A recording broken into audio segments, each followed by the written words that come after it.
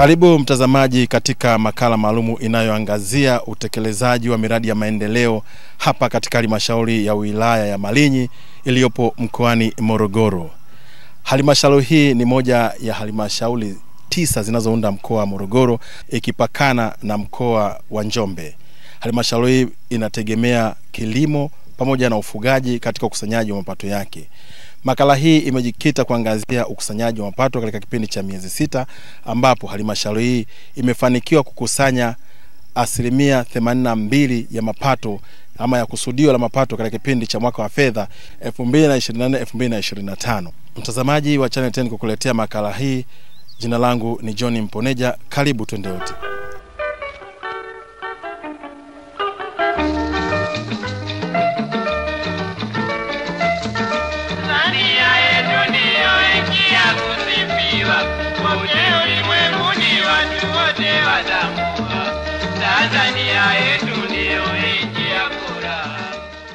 Nimefika katika halmashauri ya wilaya ya Malinyi mkoani Morogoro na kuzungumza na mkurugenzi mtendaji wa halmashauri hii Hamisi Katimba, ambaye anazungumzia namna ambavyo halmashauri hii imefanikiwa kukusanya kiasi cha shilingi bilioni 3.8 kati ya shilingi bilioni 4.3 ambazo ndizo zimewekwa kama lengo la halmashauri la ukusanyaji wa mapato katika mwaka wa fedha 2024-2025.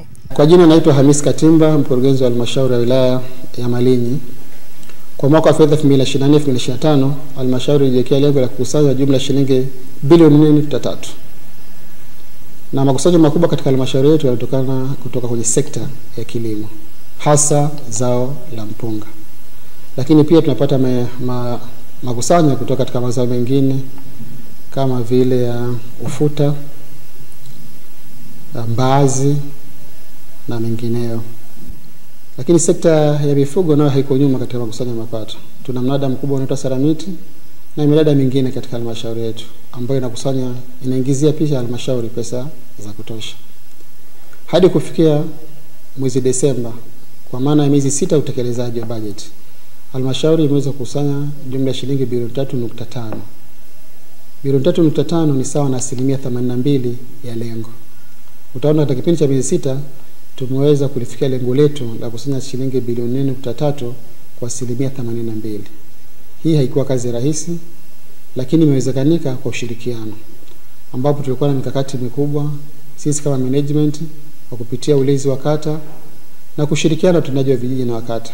Kila mtu kutimiza wajibu wake, tumeweza kukusanya kwa 82%. Lakini tumeanzisha vikao vyetu vya kila Jumanne kwa kunajadili progress za mapato ya ndani pamoja na utekelezaji wa miradi.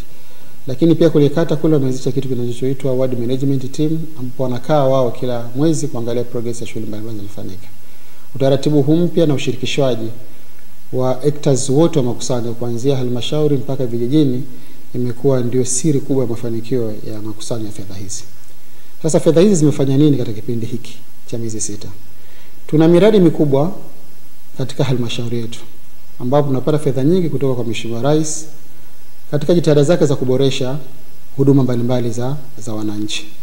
Na sisi kama halmashauri katika yale maeneo ambayo Mheshimiwa Rais ametuletea fedha ya utekelezaji wa miradi, na sisi kama kuna maeneo ambayo bado yanahitaji fedha kidogo tu kulinganisha na alizoleta, na sisi ndio tumeweka fedha zetu pale kama ifuatavyo.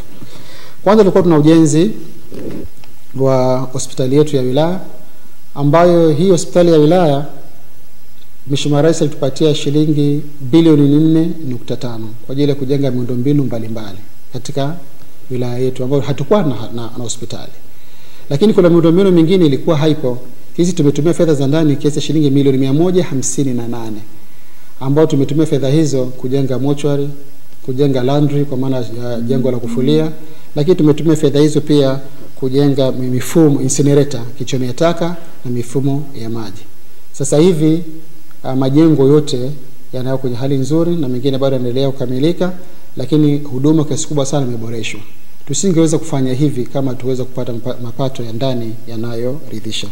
Lakini pamoja na hilo tumeweza pia kuboresha maeneo mengineo. Tulipata fedha shilingi milioni 500 ya kituo cha afya cha Ngoheranga, ambapo ilikuwa kituo cha afya kutoa huduma za wananchi wa pale. miundo mbinu mbalimbali imeweza kurekebishwa kutokana na fedha zilizokusanyika ambazo zilizotolewa na Mheshimiwa Rais pale. Lakini pia tulipata x-ray ya thamani ya shilingi milioni 40. Kwa tulipata Mheshimiwa Rais alituletea generator pale, lakini ilikuwa haina pump house. Kwa hiyo halmashauri imetoa shilingi milioni 12 kwa ajili ya kujenga pump house. Ile generator pale iliweza kuhifadhika vizuri na huduma ziweze kutolewa. Kwa hiyo shukrani za dhati bado zinaendelea kwa Mheshimiwa Rais kwa jinsi anavyotujali wananchi wake wa wilaya ya Malinyi. Lakini pia katika kituo cha afya cha Mtimbira ambacho kinatoa huduma kwa wakazi wengi, ni mji ambao unakuwa wenye watu wengi na shughuli mbalimbali za kijamii na kiuchumi zinaendelea pale. Kuna kituo cha afya pale. Tumepata x-ray mpya ya thamani ya shilingi milioni 200. Katika chumba ambacho x-ray ya zamani ilikuwa installed, kile chumba hakina uwezo wa kuchukua hiyo x-ray mpya. Halmashauri imepeleka shilingi milioni 20 kwa ajili ya ukarabati wa kile chumba ili mashine ikae vizuri mle ndani na iweze kutoa huduma. Uwepo wa mashine hile katika eneo la katika kituo cha afya cha Ngoheranga kinasaidia kuboresha, kwa sababu sasa hivi ile x-ray inaweza kupiga picha nyingi kwa haraka na kwa siku kulinganisha na ile ambayo iliyokuwepo. Lakini katika sekta hiyo ya afya tumepata kiasi kingine cha fedha katika shilingi milioni 500 tena kituo cha afya cha Itete. Lakini hapatakuwa na jengo la upasuaji. Lakini halmashauri imepeleka shilingi milioni 20 kwa ajili ya ujenzi wa kile kituo cha jengo la upasuaji katika kituo cha afya cha Ngoheranga. Sasa mafanikio haya yote yaliyopatikanika ni kwa sababu tumepeleka fedha kule, kwa sababu tulikuwa na uwezo wa kuweza kuzikusanya. Tulifanya jitihada kubwa za kukusanya, tumepata zile fedha na sisi tumeamua kupeleka kuunga mkono jitihada za Mheshimiwa Rais ambazo zimetutia fedha nyingi katika kuboreshaji miundombinu mbalimbali katika maeneo yetu. Katika hatua nyingine tumezungumza na mwenyekiti wa halmashauri Pius Mwilasi ambaye pamoja na mambo mengine amempongeza mkurugenzi wa halmashauri Hamisi Katimba kwa jinsi ambavyo amekuwa akishirikiana na baraza la madiwani katika kuhakikisha halmashauri hii inasonga mbele. Kama halmashauri, nafikiri waandishi wa habari mngetaka sana kujua namna gani tunakwenda na halmashauri hii. Na unapozungumzia halmashauri kama taasisi kama ya halmashauri, hasa kuhusu ukusanyaji wa mapato. Katika mwaka wa fedha ambao huu tunaumaliza, tulijipangia kukusanya mapato ya zaidi karibu ya bilioni 4.5. Na mwaka jana kuja mwaka huu umekuwa mwaka ulikuwa mafuriko sana. Lakini kwetu watu wa halmashauri ya Malinyi, pamoja na mafuriko yalitokea, kwetu ikawa neema, kwa sababu zao letu kubwa ambalo linazingiza asilimia zaidi ya 57 ni zao la mpunga. Na mpunga ni zao la ambalo limeweza kutuingizia hela nyingi. Kwa mfano, mpaka sasa miezi 6 tumeweza kukusanya asilimia zaidi ya asilimia 82 mapato ya ndani, ambayo kupitia mapato hayo tulijiwekea mwaka huu kwamba bajeti yetu ijikite katika umaliziaji wa maboma. Wananchi wetu wamejenga majengo mengi ya madarasa, majengo mengi ya afya, hospitali, lakini yote yalibaki kama maboma. Kazi ya wananchi kisera, wao watengeneze maboma, halmashauri itoe hela kumalizia. Na tulikuwa na kiporo kikubwa. Lakini kwa taarifa yenu kwamba katika kipindi cha miezi 6 majengo yote yale maboma yote yameshapelekewa hela.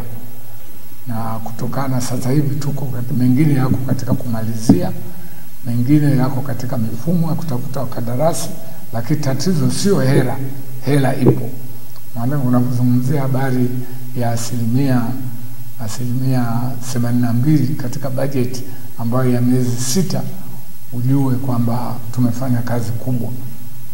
Shukrani nyingi zimwendee mkurugenzi wa halmashauri hii ambaye kutokana na maamuzi yake aliyatoa katika maeneo mengine aliyeishi na madiwani kwenda kujifunza kwenye ziara zao. Walikwenda Tandahimba hapa kule walijifunza namna ya ulimaji wa ufuta, lakini wakaenda Kyela kule wanalima sana mpunga na mazao mengine mbadala, kokoa na nini. Ujuzi ule waliuleta ukichanganyika na maono ya mkurugenzi, ndio maana utakuta mafanikio makubwa yametokea kwenye sekta hii ya ukusanyaji wa mapato, kwa sababu roho ya halmashauri ni ukusanyaji wa mapato. Na ndio maana hata kwenye kikao chetu cha baraza, kama tumeweza kufikia 52%, tukatoa agizo kwamba kuelekea mwisho wa mwaka wa fedha hela itakayozidi, pamoja na kwamba tutakuwa tumemaliza maboma, lakini tujikite kutengeneza kitu fulani ambacho kitaitambulisha Malinyi. Mkuu wa wilaya Malinyi, wakili Sebastian Wariuba, anasema katika kipindi cha miaka 4 ya Rais Samia Suluhu Hassan, wilaya hiyo imepiga hatua katika sekta mbalimbali za maendeleo. Wilaya yetu ya Malinyi kimsingi kwa ujumla inategemea sana kilimo. Tumejikita sana kwenye kilimo, ndio mazao tunategemea. Sisi hatuna viwanda vikubwa, hatuna madini mengi kama hivyo, tunategemea sana kilimo cha mazao ya chakula na biashara. Tunalima mpunga kwa maana mchele, kwa maana kama chakula, lakini wakati tunatumia kama zao la biashara. Tunalima korosho, mbaazi, ufuta, pamba, pia na kunde na majani na mboga za mikunde, mazao ya mikunde. Kwa hiyo wananchi wetu wanategemea sana kilimo katika namna hiyo, lakini pia wananchi wetu wanashughulisha na shughuli za uvuvi wa samaki ambao si kwa kiasi kikubwa sana, lakini pia wanashughulisha na ufugaji wa mifugo, ng'ombe, mbuzi, punda, kondoo na wengine nguruwe na mazao na mifugo kadha wa kadha. Lakini sasa katika hili kwa swala kilimo tunajikita sasa kilimo cha mpunga, kwa sababu ndio ambacho kinachukua wakulima wananchi wengi sana, maana ndani hata wafugaji pia wanalima mpunga. Kwa mfano kwa mwaka huu tumeweza kuzalisha mpunga tani 23,000 za mpunga. Na mwaka huu tunashukuru Dr. Samia Suluhu Hassan amekuja kununua mpunga kwetu tani 2,000 na kitu, kwa hiyo tumebaki na tani 21,000. Kwa hiyo tuna mpunga mwingi wa kutosha katika wilaya Malinyi kama zao letu la chakula, lakini pia wakati ni zao la kibiashara. Lakini pia sasa katika hili tumeendelea kuhakikisha kwamba pia wakulima wetu, katika wafugaji wetu, tumeendelea kutoa elimu kwa ajili ya mifugo. Tunao ng'ombe takriban ng'ombe 100,000 katika wilaya Malinyi, na tumeendelea kuhamasisha wakulima wetu, wafugaji wetu wafuge ng'ombe kwa kutumia kwa kuzingatia utaalamu kisayansi zaidi, kwa maana kwamba ng'ombe wana eneo dogo, wawe na maeneo madogo, lakini ng'ombe wachache, wauze wavune ng'ombe ili wabadilishe aina ya uchumi wao. Hili linaendelea, ni jambo ambalo tunaendelea kupambana nalo.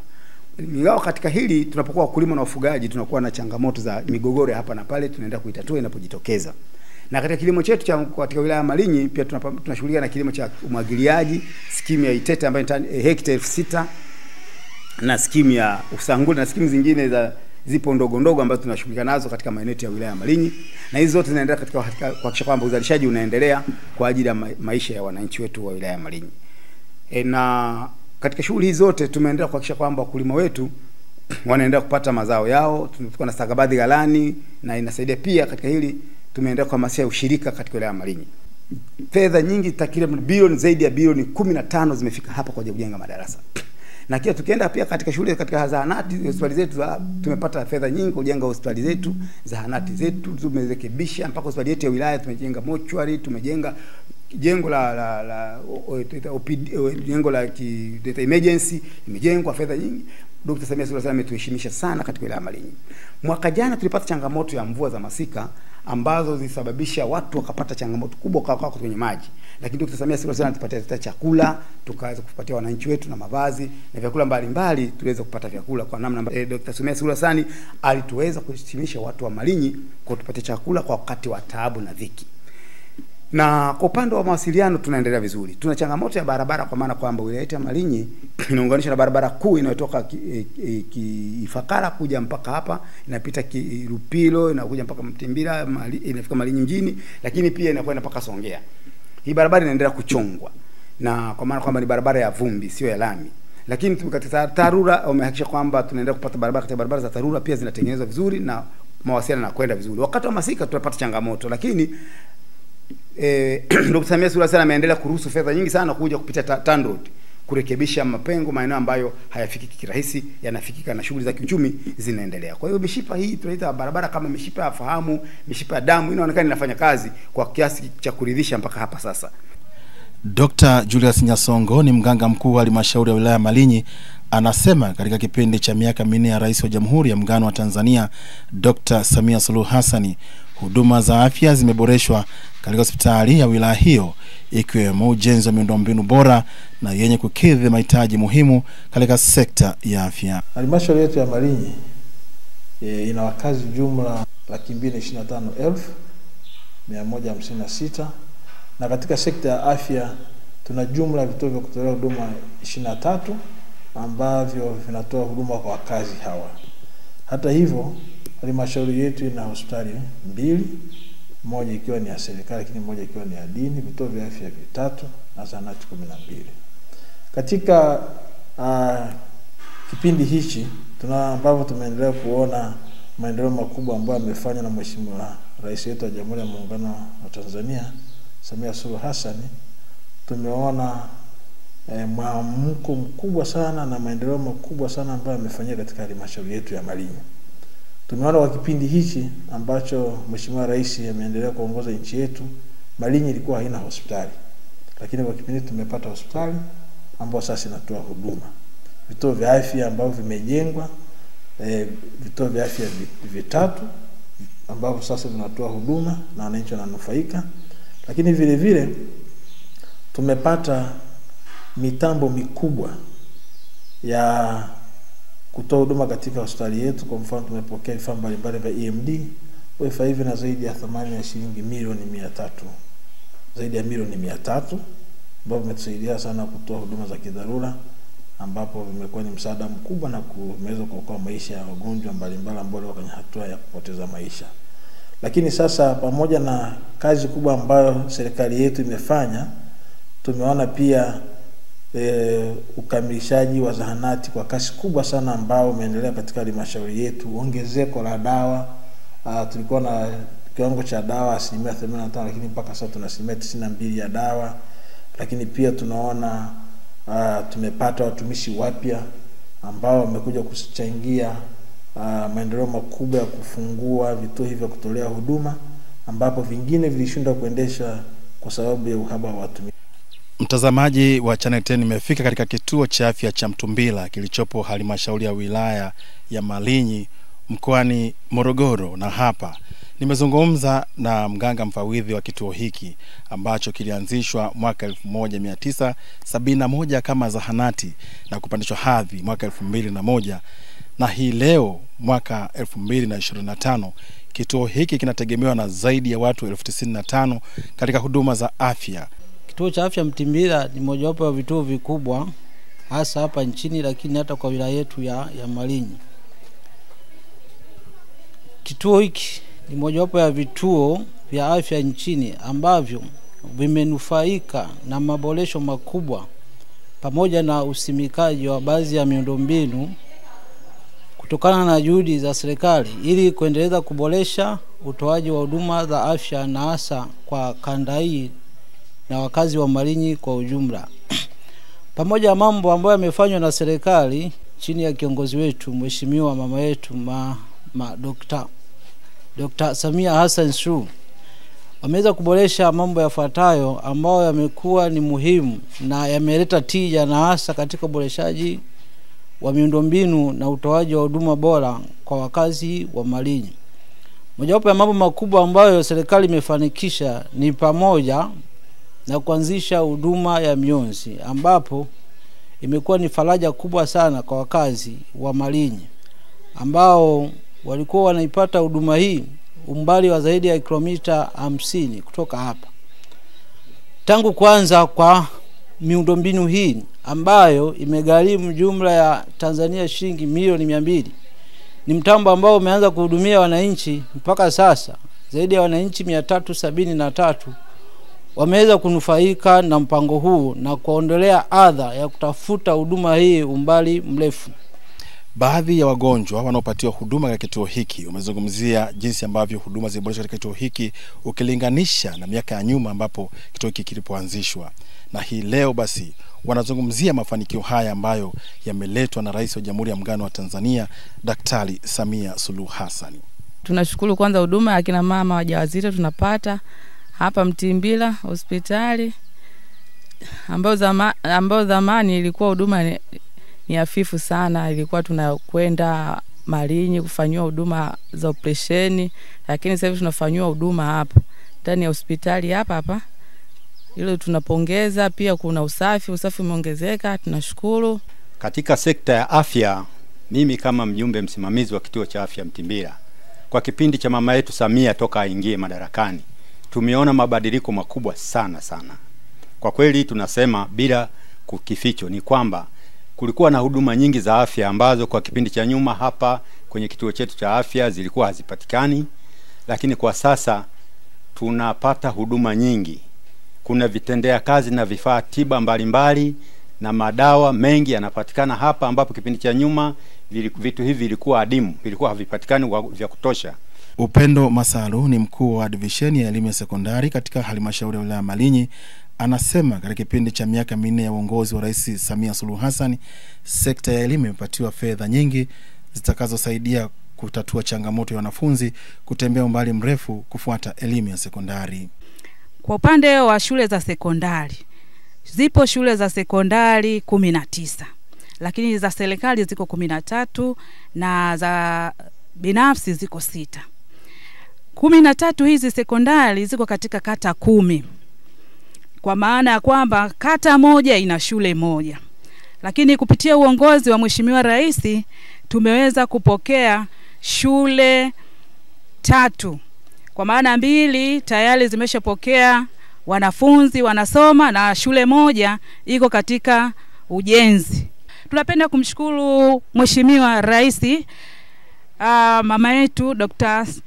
Samia Suluhu Hassan. Ni shule ambayo inaitwa Kiswago Sekondari. Kiswago Sekondari tumepewa shilingi milioni 528 na 998,000 kwa ajili ya kujenga shule mpya na yenyewe ambayo ni kamilifu. Shule hii imekamilika na imechukua wanafunzi wanasoma maeneo haya. Shule hii imeweza kutatua changamoto kubwa sana. Katika kata ya Sofi ilikuwa na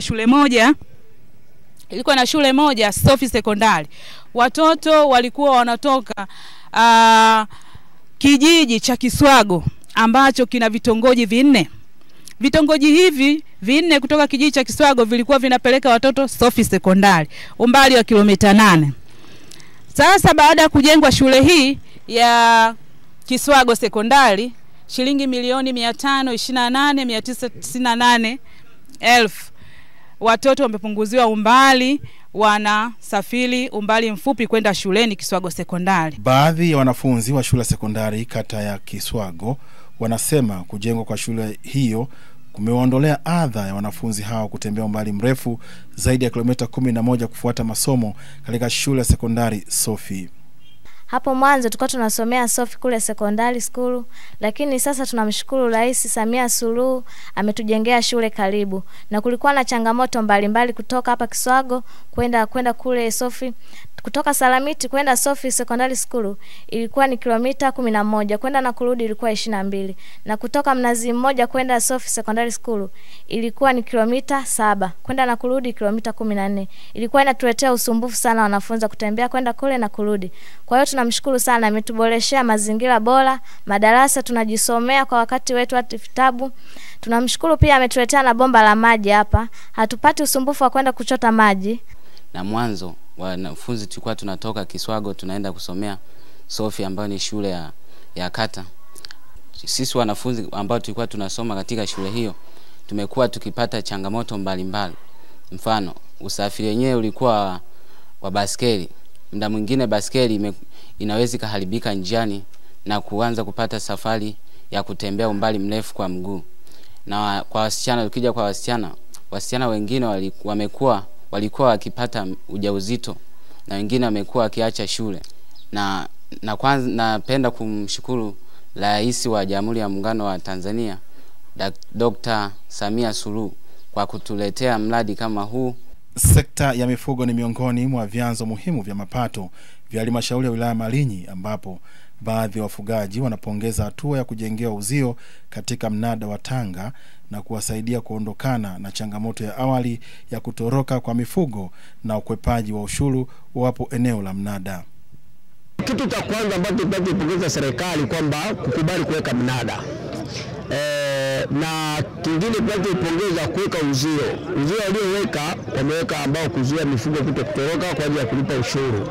Lakini kingine tunachopongeza kwamba sisi kama wadau au kama sisi ni wafanyabiashara, kwa sababu mimi ni mwenyekiti lakini pia ni mfanyabiashara wa mifugo wa kupeleka biashara sehemu mbalimbali.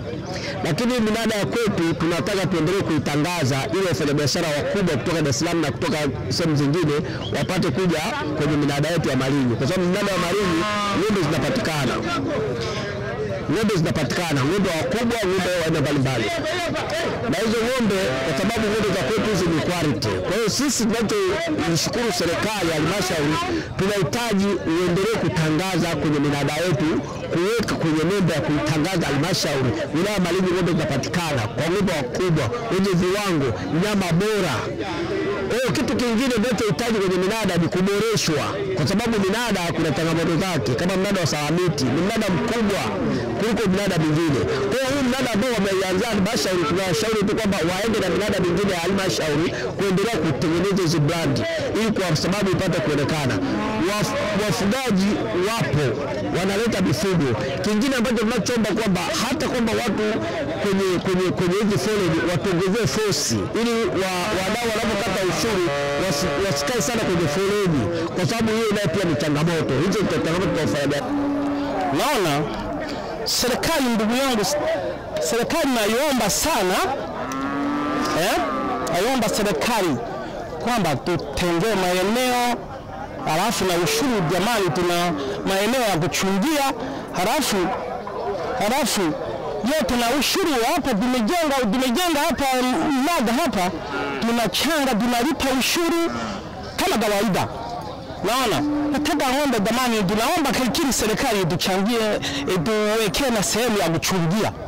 Afisa kilimo wa halmashauri ya wilaya Malinyi, Zeno Asei, amesema sekta ya kilimo ikiwa moja ya nguzo kuu za uchumi wa halmashauri hiyo inachangia 80% ya mapato, ambayo imetenga baadhi ya skimu ikiwemo skimu ya Itete ambayo zaidi ya wakulima 22,000 wanufaika na kilimo cha kisasa.